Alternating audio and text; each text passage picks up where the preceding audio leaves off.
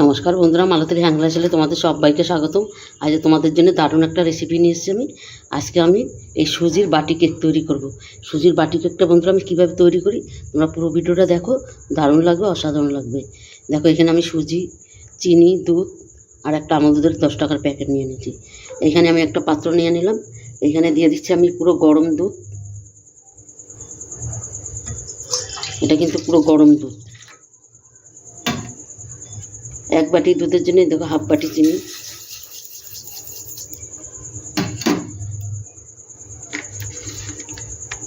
দিয়ে দিচ্ছি এই প্যাকেটের দুধটা। এই দুধটা দিলে অসাধারণ হয় কেকটা খেতে বন্ধুরা, দারুণ লাগে কিন্তু।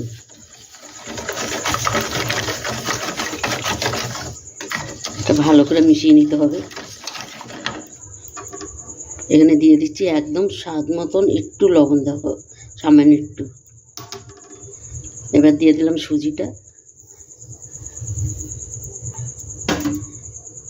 এইবার এইটাকে আমি পুরো আধ ঘন্টা পুরো এরকম আমি রেখে দেবো।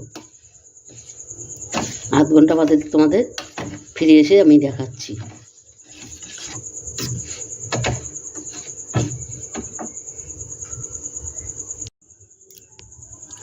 বন্ধুরা দেখো আধ ঘন্টা বাদে কিন্তু আমি ফিরে আসলাম। আর দেখো এটা কত সুন্দর হয়েছে। দেখো এটা কিন্তু আমি অনেক সময় ফেটিয়ে নিয়েছি।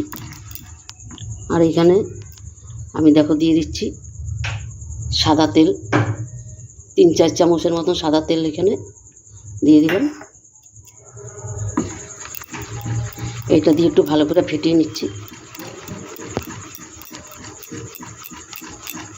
আর যখন ফেটে হয়ে যায় বন্ধুরা, একইভাবে করে কিন্তু এটা ফেটানো হবে।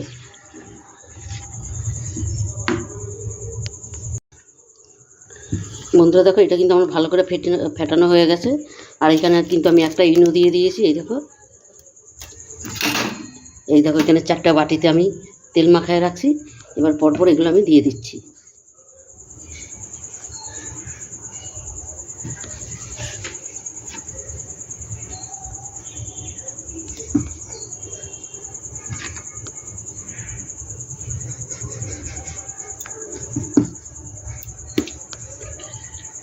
জোরে বল, কিচ্ছু হবে না। এটা হচ্ছে বাটি কেক। এডিট করো কথা বলে।